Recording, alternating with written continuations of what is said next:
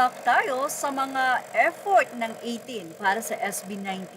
Mula sa Pilipinas, nagkaroon sila ng air balloons kung saan ibinahagi nila ang suporta sa SB19. Mula naman sa Tenicula at pati na rin sa Dubai.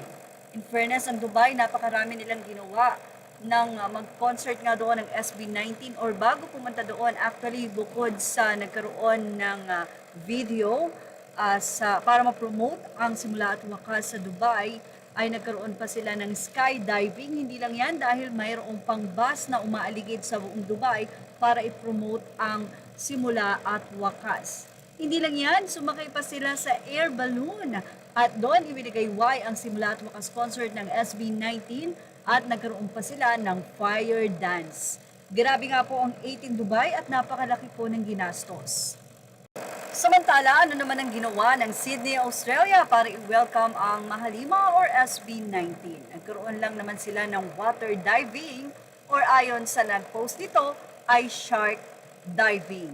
Well, siguro dahil mayroon doong mga shark, mayroon din doong mga pawikan, at syempre makikita sa nasabi nga pong pag water diving na ito na nakalagay nga ang nasabing poster ng SB19 na simula at wakas. Grabe na talaga ang effort. Ayan, nag-skydiving talaga ang mga 18 at hawak-hawak ang poster ng Mahalima para nga po sa promotion ng kanilang concert. Grabe, ito po ay pag-welcome na rin para sa SB19. Mukhang tila buwis buhay na nga po ang mga 18 sa kanilang mga ginagawa. But anyway, for sure naman ay safe sila dyan. So Sydney 18, Mahalima. Yan pa ang nakalagay sa kanila nga pong pag-welcome doon sa Australia.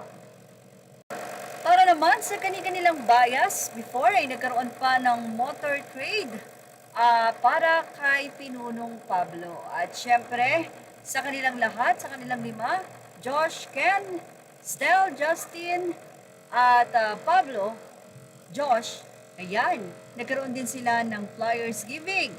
At effort talaga ang ginagawa ng SB19. And of course, ayon pa sa isang 18 fan mula sa kanyang post, ang sarap-sarap daw mag-pure gold.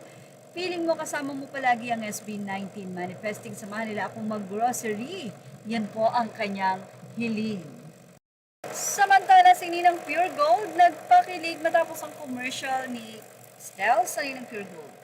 Ani Pure Gold o Ninang Pure Gold, kumanta-kanta ng mapa, lagi rin palang maliligaw. My goodness, this man at Stel Ahero. Say pa ni Pure Gold, Nina, yung kailang naman ang sinabi pero bakit Han ang rinig ko? Siyempre, agad-agad nag-react ang 18 at wag naman daw magpahalata si Ninang Pure Gold. Anyway, nag-aabang na nga po para sa apat. Yan ang ating show this time update. Images are all credit to the rightful owners. Please like, share, and subscribe.